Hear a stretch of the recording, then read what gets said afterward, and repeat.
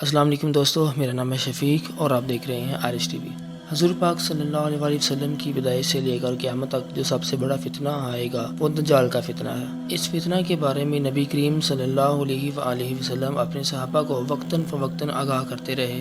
دوستو، اس ویڈیو کا مقصد آپ کی معلومات میں اضافہ کرنا نہیں بلکہ اپنے پیارے نبی حضرت محمد صلی اللہ علیہ وآلہ وسلم کی تعلیم پر عمل کرنا ہے، وہ تعلیم جو آپ نے اپنے صحابہ کو فتنوں کے بارے میں دی۔ نبی کریم صلی اللہ علیہ وآلہ وسلم اپنی امت کے بارے میں بہت فکر مند رہتے تھے اور ان کو تمام فتنوں سے آگاہ کرتے رہے۔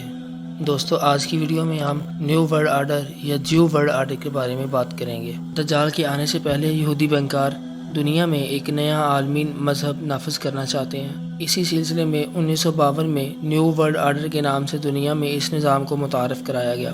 یہ در حقیقت ایک نیا مذہب ہے جس کی بنیاد خواہشات پر قائم ہے۔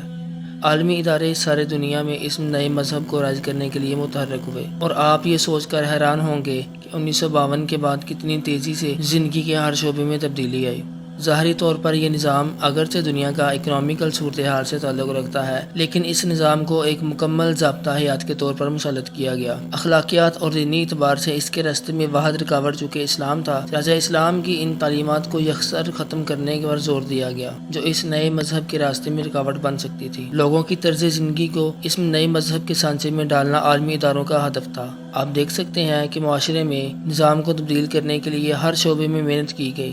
لوگوں کا پہناوا، کھانے پینے کے اوقات، سونا جاگنا، طرز زندگی، طرز رہائش، انسان کی ذاتی زندگی، شادی کب ہونی چاہیے، بچے کتنے ہوں، خواہشات میں اضافہ یا تعلقات کی بنیاد، کاروبار کے طور طریقے، ان تمام باتوں میں لوگوں کو کھینچ کر اس نئے مذہب میں داخل کیا گیا۔ صرف یہی نہیں کہ عالمی اداروں نے اس کو بدمعاشی سے دنیا میں نافذ کرایا، بلکہ اس کے علاوہ کسی اور مذہب کو بحیثیت طرز زندگی یا ضابطہ حیات کے اختیار کرنے پر باقاعدہ جنگوں کا اعلان کیا گیا، اور ان قوموں کا کھانا پانی بند کرنے سے لے کر ادویات تک، اور پھر ان ممالک پر قبضہ کر کے وہاں اپنا یہی نیا مذہب طاقت کے زور پر نافذ کیا گیا۔ اس کے بعد اس کی حفاظت کے لیے تمام دنیا کی فوج کو وہاں تعینات کر دیا گیا۔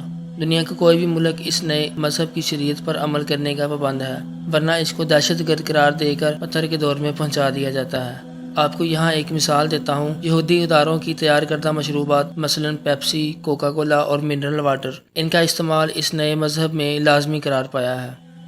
دوستو، میں یہاں بار بار نئے مذہب کا لفظ استعمال کر رہا ہوں کیونکہ یہ ہمارا طرز زندگی بن چکا ہے۔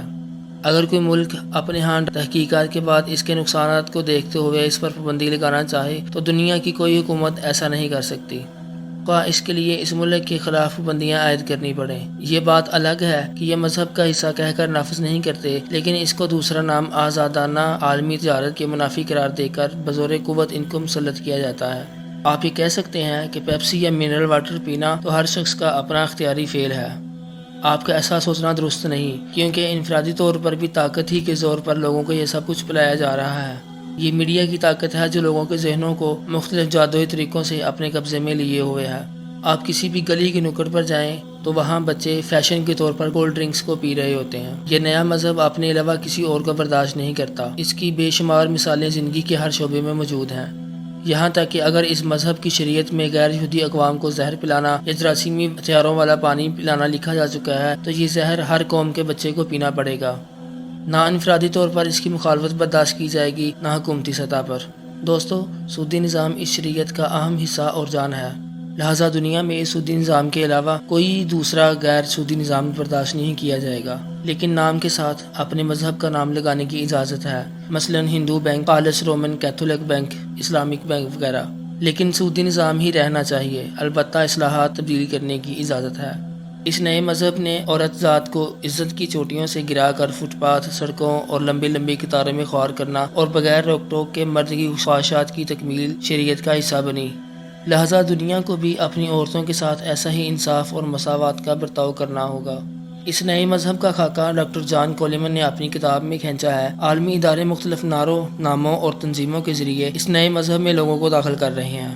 ڈاکٹر کولمان اپنی کتاب میں لکھتے ہیں، ایک عالمی حکومت اور ایسا نظام جس کو ایک عالمی حکومت کنٹرول کر رہی ہو، مستقل غیر منتخب موروثی چند افراد کی حکومت کے تحت ہوگا، جس کے امکان قرون وسطیٰ کے سرداری نظام کی شکل میں اپنی محدود تعداد میں خود کو منتخب کریں گے۔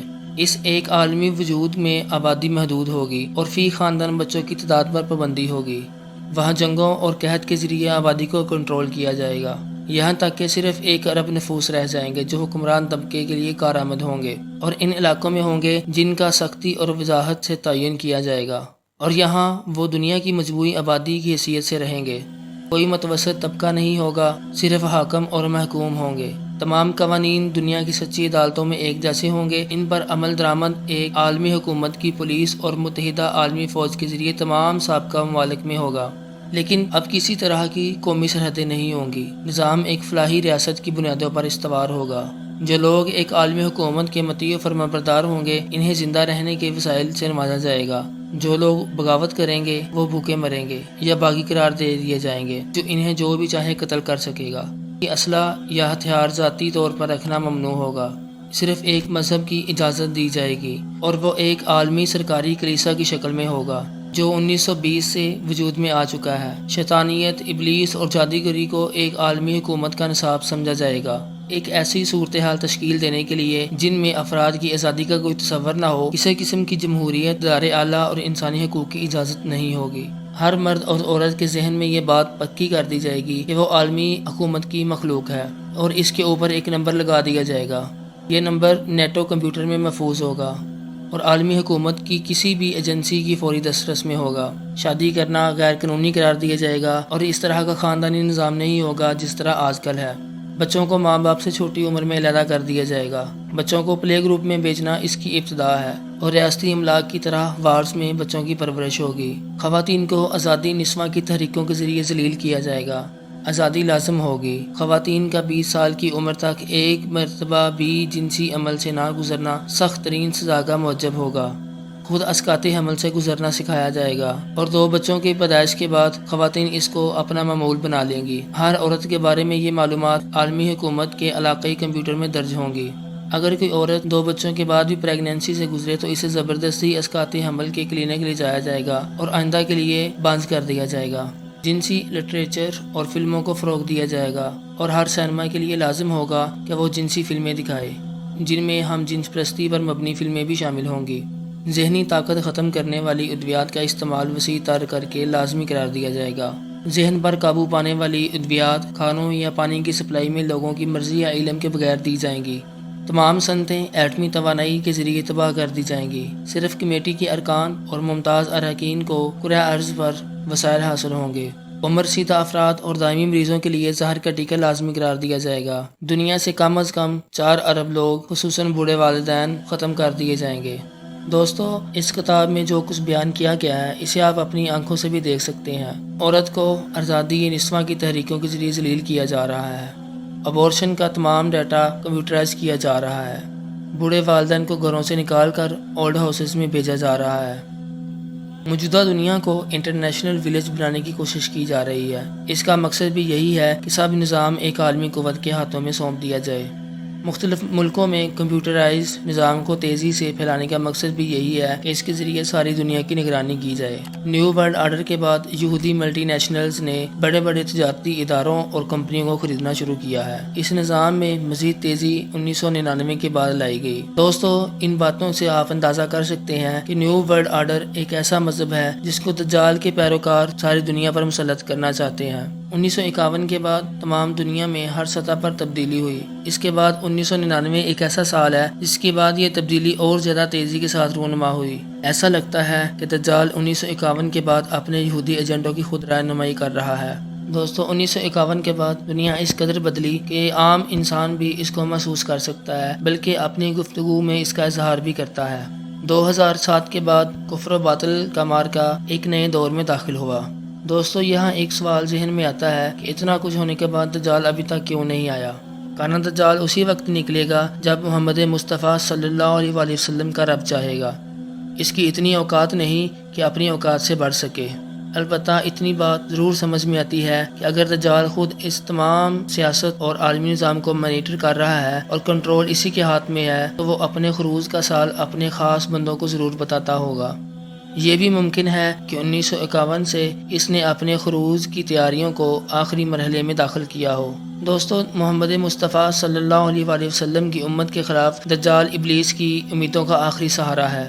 ابلیس اس کے ذریعے دین محمدی کو مٹا کر اپنا ابلیسی مذہب نافذ کرانا چاہتا ہے، جبکہ دجال بے پناہ قوت اور طاقت کے باوجود شک اور تذبذب کا مجسم ہے۔ وہ اپنے خروج سے پہلے ہر اس قوت کا خاتمہ چاہتا ہے جو اس کے راستے میں ذرا سی بھی پریشانی کھڑی کر سکتی ہے، جبکہ اس کے چاہنے والے شیطانی میڈرائزیشن کے پیروکار اس کے استقبال میں اپنے دل اور آنکھیں بچائے ہوئے ہیں۔ اللہ تعالیٰ سے دعا ہے کہ اللہ اس دجال جیسے فتنے سے ہم سب کو محفوظ رکھے۔ دوستو، امید کرتا ہوں آپ کو یہ ویڈیو پسند آئی ہوگی۔ ملتے ہیں اسی طرح کی کسی اور ویڈیو میں، تب تک اپنا بہت سارا خیال رکھیے گا۔ اللہ حافظ۔